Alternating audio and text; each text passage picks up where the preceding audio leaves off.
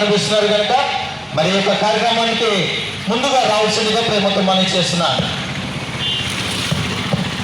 బోలో క్రీస్తు మహారాజుకి జై, బోలో క్రీస్తు మహారాజుకి జై, బోలో క్రీస్తు మహారాజుకి జై, బోలో క్రీస్తు మహారాజుకి జై, బోలో క్రీస్తు మహారాజుకి జై.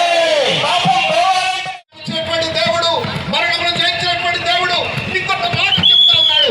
నేను పరలోకమునకు వెనుక ఎలాగైతే మీరు చూశారు, అదే రీతిగా నేను పరలోకము నుండి భూమి మీదకి దిగి వస్తున్నానని సెలవిస్తా ఉన్నాడు. ఆయన వచ్చినప్పుడు ఆయన విశ్వాసం వచ్చినటువంటి వారు నిత్య జీవంలోనికి ప్రవేశిస్తారు. కాబట్టి మీరు నాటి విశ్వాసమును కలిగి ఆ దేవుడిని మానవుల ఉద్ధరణ కొరకు చేసి ఉన్నాడు. ప్రభుత్వం వారి ఆ శిలువలో ఆయన మరణించడం ద్వారా మానవాళికి పాప విమోచన.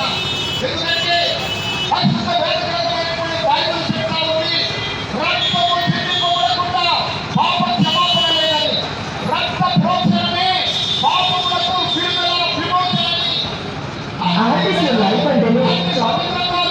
అన్ని విశ్వాసాలు తెలియజేస్తున్నటువంటి ఈ తరుణంలో ఆ రక్తము పరిశుద్ధి యొక్క రక్తము కావాలని, ఏ పరిశుద్ధుడైతే, ఏ దేవుడైతే సజీవుడై ఉన్నాడో ఆ దేవుడు మానవ రూపంలోకి వచ్చి 2000 సంవత్సరాల క్రితం మతానికి అతీతంగా, కులాలకు అతీతంగా, ప్రాంతాలకు అతీతంగా, మనకున్నటువంటి పరిస్థితులకు అతీతంగా లేక మానవులు పుట్టి పెరిగి జీవించి కొంతకాలం తర్వాత చనిపోయిన తర్వాత అందరూ నరక ప్రాంతాలైపోతున్నటువంటి తరుణంలో ఏ